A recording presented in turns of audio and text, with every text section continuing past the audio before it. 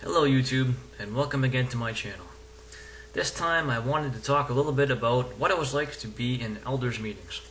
And as you can see, the bear, he has his badge from the Kingdom Ministry School in 2013. So he went and he got trained as to how to be a good elder. So, there are different types of elders meetings. That's the first thing you need to understand. The primary elders meetings are what are called quarterlies. That's because you have one every quarter. Two of those are with the circuit overseer, and two of those are halfway in between the circuit overseer's visits. Those are the only elders meetings you are technically supposed to have. But you can have other elders meetings as the need arises. And depending on the body of elders you're serving on, and depending on the congregation, that can vary quite a bit. So, I'll start by explaining the way quarterlies are supposed to work. Basically, you're supposed to discuss the overall health of the congregation spiritually. You are supposed to discuss who is going to be recommended for appointments, and those are the primary things that get discussed. Then other things can be discussed at those meetings as well.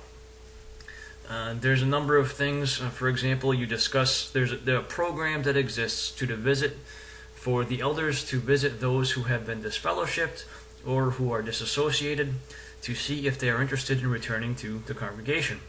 The only time when those people are not visited is when they're living in a course that's considered to be sinful, such as if someone was committing fornication and it was known they were still committing fornication, then they wouldn't receive a visit. Or if it was known that someone was attending a different religion, they wouldn't be visited, or something along those lines. So, there's a program in place to make sure that people who have left for some reason get visited to try to bring them back to Jehovah's Witnesses. And that oftentimes is discussed at those quarterly elders meetings.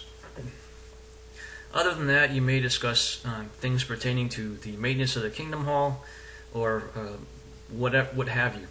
But the primary things that discussed at the quarterly are supposed to be pertaining to the spirituality of the congregation.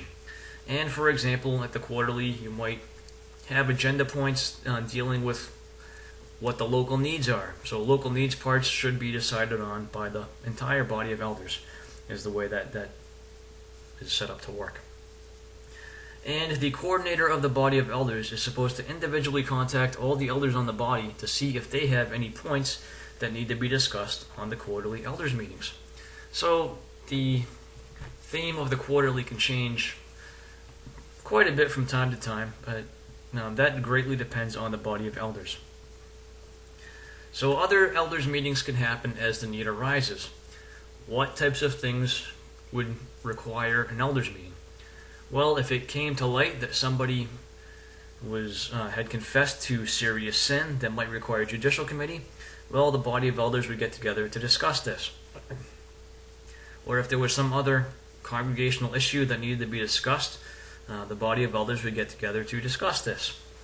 And again, the number of times that bodies of elders get together will vary widely from body to body. However, when I went to elder school, the direction from the branch was to limit the number of meetings and to keep them brief and to the point. However, there are, at least on one of the bodies I was on, there were a number of elders for which this was not sufficient. They wanted to get together as often as possible and have meetings that ran as long as possible, for things that oftentimes did not need to be discussed by the entire body of elders. My personal belief is that some of these brothers had a sense of power from getting together and talking about things with the elders. Or, a second theory, which actually should probably have been my first theory, is some of the brothers intended to micromanage the entire body by getting the body together for needless things and trying to force the body to think the same way that they did. I had one of those brothers on one of my bodies of elders, and he was a continual and constant pain in the neck. So, elders meetings can go well or they can go not so well. It all depends on the elders that are in the meeting and the topics that are under discussion. The instruction in the elders book is that there should be no arguments and no debates in elders meetings. However, in my experience, this does not translate to reality. On a good body of elders, that is where everybody believes they're doing the right thing and trying to serve Jehovah, those things won't happen. However, on bad bodies of elders, that's where you have headstrong guys who want things done their way and who think that they're little demigods. You will have nothing but that. When I was the coordinator of the body of elders, almost every quarterly for a while, we had a discussion on how to work together as a body of elders, which was taken from the Elders book. The reason for this is because the body of elders was not working together well. Oftentimes during the meetings, they would devolve into heated discussions and arguments, and I would have to stop the meetings on a regular basis. And what we would do is we would stop and pray for Jehovah's Holy Spirit to help us to work together. And that would work for approximately 5 minutes until the problems arose again. So this was very frustrating to me. Now, after I had gone to elder school, at the time I was thoroughly indoctrinated. I actually felt kind of invigorated because at elder school I was basically discovered the fact that I was doing what I thought I was supposed to be doing the right way. However, when I brought this information back to the body of elders, it didn't seem to make a bit of difference. Some of the brothers couldn't have cared less about what the direction is. They just wanted to have things done their way. And there was never any good mechanism for dealing with those guys. The way the meetings kind of worked is you had a battle of personalities is what it came down to.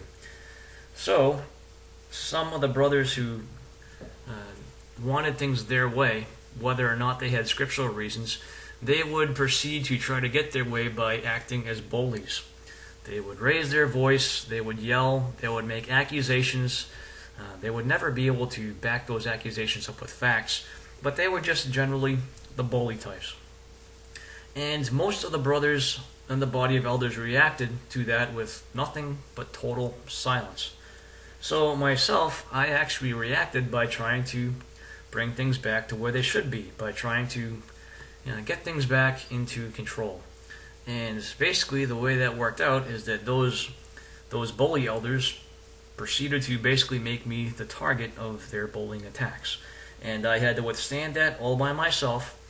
Almost never did any other brothers come to my defense, but it almost never failed that after the meetings ended, all the other brothers who sat there silently watching me get verbally abused by those bully elders told me how good of a job I did. So that was when I was the coordinator of a body of elders. At the time, I took it very seriously. It was I honestly thoroughly believed everything I was doing. So it was a matter of great distress to me, and that thoroughly bothered me and upset me a great deal. But that's the way elders meetings worked. So other bodies I've served in have not been as bad as that particular body. And when a body of elders works well together, there are typically less meetings, the congregation typically is happier, and the brothers get along better. So I've had that experience as well, and it is night and day from bodies that don't work that well together. But each body has their own particular personality of the body, which is interesting.